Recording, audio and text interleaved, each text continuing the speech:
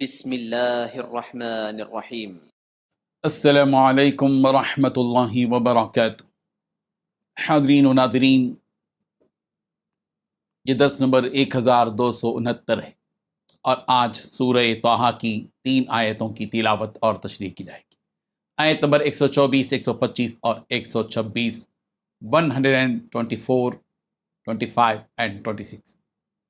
چلیے سب سے پہلے ان 3 آیتوں کی تلاوت کرتے ہیں، لفظی ترجمے اور ترجمے کے بعد تشریح کرتے ہیں۔ اعوذ باللہ من الشیطان الرجیم، بسم اللہ الرحمن الرحیم۔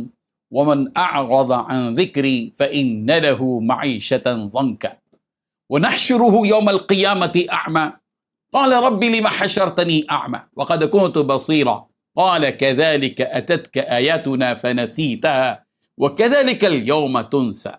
صدق اللہ العظیم۔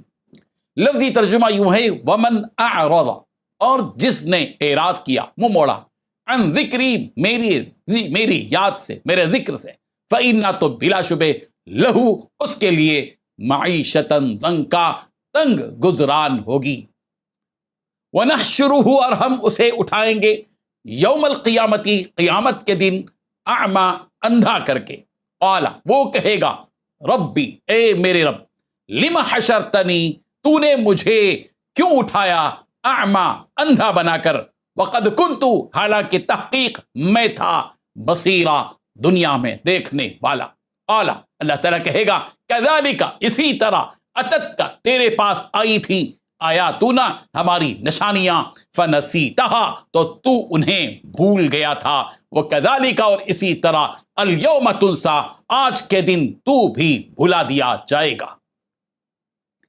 ترجمہ یوں ہے، اور جو میری نصیحت سے منہ موڑے گا تو اس کو بڑی تنگ زندگی ملے گی، اور قیامت کے دن ہم اسے اندھا کر کے اٹھائیں گے۔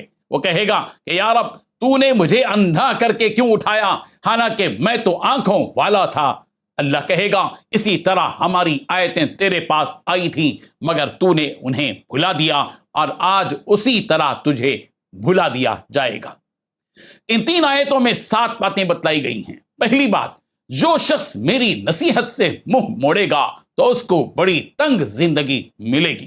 دوسری بات، قیامت کے دن ہم اس منہ موڑنے والے کو اندھا کر کے اٹھائیں گے۔ تیسری بات، وہ منہ موڑنے والا کہے گا کہ اے میرے رب، تو نے مجھے اندھا کر کے کیوں اٹھایا۔ چوتھی بات، حالانکہ میں تو آنکھوں والا تھا۔ پانچویں بات، اللہ تعالیٰ فرمائیں گے، اسی طرح ہماری آیتیں تیرے پاس آئی تھیں۔ چھٹویں بات، مگر تو نے انہیں بھلا دیا۔ ساتویں بات، آج اسی طرح تجھے بھلا دیا جائے گا۔ بزرگان محترم، دنیا میں 2 قسم کے لوگ ہیں۔ ایک تو وہ ہیں جو آسمانی ہدایت کی جانب توجہ دیتے ہیں اور رب ذوالجلال کی طرف سے بھیجے گئے پیغمبروں پر ایمان لاتے ہیں اور ان کی نصیحتوں پر عمل پیرا ہوتے ہیں، اور وہ جو آسمانی کتاب لے آتے ہیں اس پر بھی ایمان لاتے ہیں، ان آفاقی ہدایات کو اپنی زندگی کا دستور بنا لیتے ہیں اور اچھے انجام تک پہنچ جاتے ہیں۔ اللہ کی رضامندی اور جنت ان کا نصیبہ بن جاتا ہے۔ یہی وہ لوگ ہیں جو دنیا کے بہترین لوگ ہیں، جنہیں قرآن مجید نے اولئک ھم خیر البریہ کا ایوارڈ دیا کہ یہ بہترین مخلوق ہے۔ اور دوسرے وہ لوگ ہوتے ہیں جو اللہ تعالیٰ کے دین سے منہ موڑ لیتے ہیں، اس کے بھیجے ہوئے نبیوں کی تعلیمات سے پیپ پھیر لیتے ہیں، اللہ کی کتاب کو پسے پشت ڈال دیتے ہیں اور رب چاہی زندگی کے بجائے من چاہی زندگی گزارتے ہیں اور نفس و شیطان کے غلام بن جاتے ہیں۔ یہی وہ لوگ ہیں جن کو اولئک ھم شر البریہ قرار دیا گیا۔ یہ بدترین مخلوق ہیں، یہ بدترین مخلوق۔ اللہ تبارک و تعالیٰ نے اس دوسری قسم ہی کے بارے میں یہاں یہ حقیقت بیان فرمائی کہ وَمَنْ أَعْرَضَ عَنْ ذِكْرِي فَإِنَّ لَهُ مَعِيشَةً ضَنْكًا، جس نے میرے ذکر سے منہ موڑ لیا بس اس کے لیے بڑی تنگ زندگی ہے۔ یعنی جو شخص بھی اللہ کی نصیحت سے منہ موڑے گا اللہ تعالیٰ اس کی زندگی کو تنگ کر دیں گے۔ یہاں ذکر سے مراد قرآن مجید ہے، بعض مفسرین نے ذکر سے مراد رسول رحمت صلی اللہ علیہ وسلم کی ذات مراد لیا ہے۔ دونوں باتیں بھی درست ہو سکتی ہیں کیونکہ یہ دونوں ایک دوسرے کے لازم ملزوم ہیں، اس لیے جو کچھ قرآن مجید کا کہا ہوا ہے وہ رسول رحمت صلی اللہ علیہ وسلم کا کیا ہوا ہے۔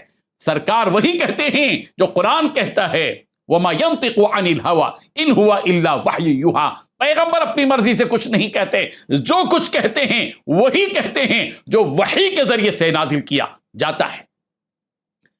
تنگ معیشت سے کیا مراد ہے جو یہاں کہا گیا؟